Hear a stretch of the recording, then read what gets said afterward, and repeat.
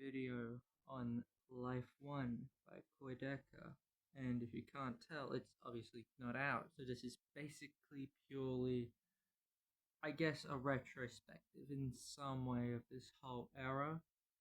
You could say retrospective predictions. I don't really know what you would call it, but this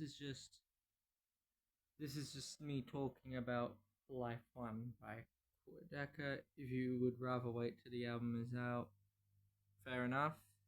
This video, for all I know, by the time the album releases, could just be outdated.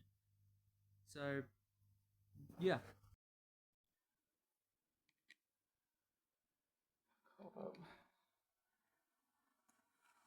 Life1 by Quadeca is not currently, it will be his first release since Vanisher Horizon Scraper of July last year. So right now it's a very much like we don't know too much about what Life1 is, what it could mean. There's been a few theories, some I don't agree with, but let's get right into it. I want to start by talking about Quadeca post-Vanisher. Post-Vanisher, like within the first month or two, he was saying it's like his favorite thing, 10, whatever. I think it's like a self-promotion,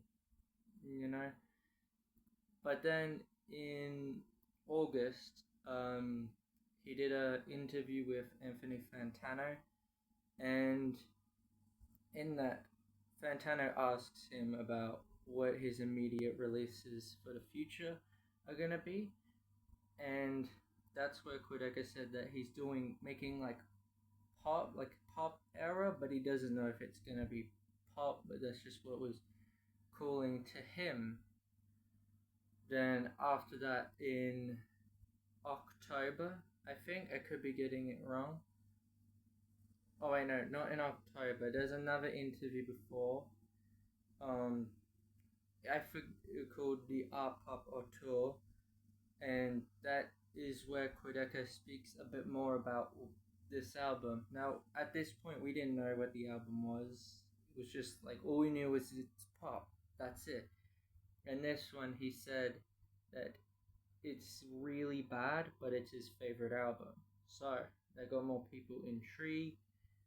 More interviews started coming out.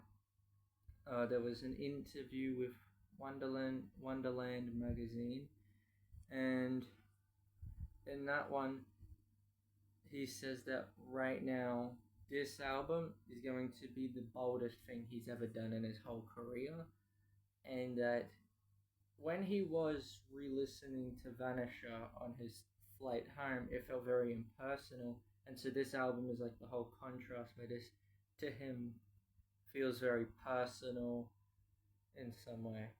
I apologize if I'm not making sense. I've really not really had much sleep, and it's been a very strange past few days. Alright.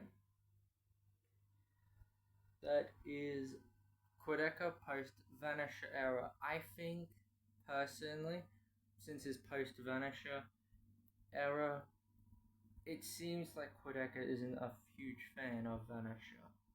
Maybe he just doesn't feel as emotionally connected to it as he may have something like Haunt You. He literally said himself, by the way, that Haunt You was better than Vanisher.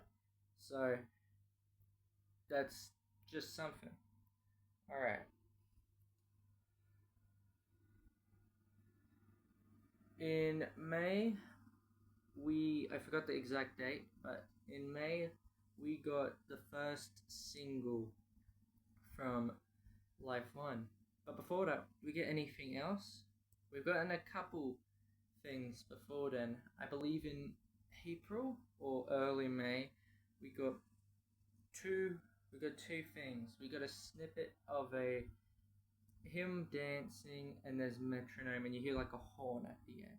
That was one of the snippets, and the second one was like a proper trailer with Fahim, his guitarist, talking about being reborn and reincarnation and stuff like that. I'm gonna try and leave all the stuff I talk about in the description, but apologies if I forget. That is what we got, and yeah. In May, we technically got 2 songs, but I'll talk about one of them later because that's a little bit more harder to talk about. So we're gonna start with Dark Magic. Dark Magic sees Quadeca going with this more soft R&B route, and it starts with these kind of like drony, almost like harsh, loud guitar. I don't know what you'd call it. No, I'm not gonna get that wrong. I don't know if I'd say shoegazy, but it felt like the intro reminded me of some stuff FL had made on something in either like Perverts or Willoughby Tucker. It's just something the guitar in the beginning reminded me of, but then it quickly contrasts into some just cute, sweet R&B little ballad. And I have heard it like quite a few times already. It's been a month since it's released. I'll be honest, when it first released, I liked it. I still thought it was a really great song, but I didn't really connect with it. I was a little worried. That song made me a bit worried about this era, because I wasn't a huge fan of Dark Magic and stuff. The music video I thought was really cool. I thought that was very much a good thing, but the song itself, there's something a little missing from it, but it's still important to acknowledge that the first song, very good song. Then, a few days ago, I quite literally mean yesterday, which was the 24th, at least for me, we got the second single, Baby Steps, which I preferred way more. I think the video on this one, way cooler, in my opinion, way more zany, over the top, and just strange. But I also feel like that the song itself is such like a nice contrast, and it in a good way, where you get this like song. It's a kind of a sweet little folk pop bossa nova tune, and I still feel like I'm probably gonna need time to digest it so I can get my own thoughts on it. But right now, I prefer this to Dark Magic. I'm sure when the album itself releases, I'll do something covering it. So we'll see. And Baby Steps sort of rebuilt my hype for the album. Now, what did I mean before by we technically got 2 singles in May other than Dark Magic? Well, I forgot the date again. I'm not real good at remembering these dates. I'm so sorry. But again, I'm going to leave all these things in the description if I remember. We got an unreleased song when Quadeca performed at Kill B Block Party. He performed a song which is titled Like You Always Do. At least as of right now, it's like the fan title. And it sees Quadeca with these almost, again, it's hard to tell because it's not released, but you hear these like very soft kind of R&B sort of synth chords with these like very jangly guitars, and then these just hard-hitting drums. This one felt like Quadeca trying to make something out of like the 60s or the 70s, around that sort of era. It's just something that it reminded me of personally, and it got so much love and attention immediately. And for good reason. It's a very good sounding thing. However, he said that this would not be a single. He released a snippet also pretty recently where he said that wouldn't be a single too, and it had like these strings and shakers and stuff, and it was very cool. I apologize if I'm not making sense. Early May, we had Quadeca with his Australian tour. I really should have started there. I read this like really out of order. I'm so sorry. But he had his Australian tour, which if you cannot tell, I don't know if I mentioned it. I went to Actually, I'm wearing the Life1 hoodie right now. I have a Vanisher hat and a Life1 shirt. It was a very good show. Shout out Metro Theatre at Sydney. But at the Australian shows, it was a very interesting experience because Quadeca said that he was just trying to do songs that he had the most fun with, or he wanted to do songs he thought he would have the most fun with.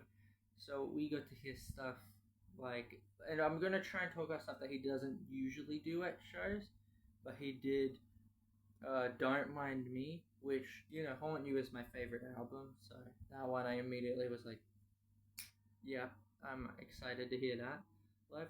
But a very interesting thing, around when Scrapyard released, he released a video called Songs I Will Never Release. And Songs I Will Never Release. One of the songs on that was titled Mad at Me. And at all the live shows, including the festival, he started doing this live, which may have people speculating maybe Mad at Me will get an official release. And I hope so, because that's a banger. That's a synth pop banger. Alright, this is enough of the retrospective. I'm gonna get into some predictions, and I'll be honest, right? My predictions are sort of coming true, so I don't really know if I should really go through them, but I have feature predictions for who I would like to see. Will we see them? Probably. At least one of them, I don't think. One or two of them, I don't think we'll get. But, you know, it's always fun to speculate. So my first feature prediction, and this one I have the most hope for, is Kamo. The reason I say Kamo is that not only did Kamo open for Quadeca on the Vanisher tour in the US, but also in the trailer, the Once Upon a Time trailer, it was showing Kamo and Quadeca making music. So I have much more high hopes that that's actually going to be a real collaboration, and that makes me excited. I'm a huge Kamo fan. I heard his Project K1 last year, love that, and All Talk is one of my favorite songs of the year. The second feature I want, he was another opener. I'm talking about Rosie. There was another opener, Theodorian, but that one I wouldn't be surprised if he's on, but I'm a little like, we'll see, you know. But Rosie had a little bit more hopes with, because he did the accordion on Accordion's Remorse. So potentially, also in one of Rosie's live streams, he did say that him and Quadeca have made music in the past. Alright, now the last one here, which I don't think is likely, but you know, I want to speculate it anyway. I would love to see underscores on this project. You know, I remember Quadeca saying something, and probably like 2 years ago, it was under like a photo of Danny Brown with Jane and April, and it was something like, I forgot the words. I haven't been able to find that pic, but it was something like, oh, I've worked with them now, and yeah, that had me hope. And then of course, you know, Stardust came out, which has underscores Jane and Quadeca on it, but no song where Quadeca and underscores work.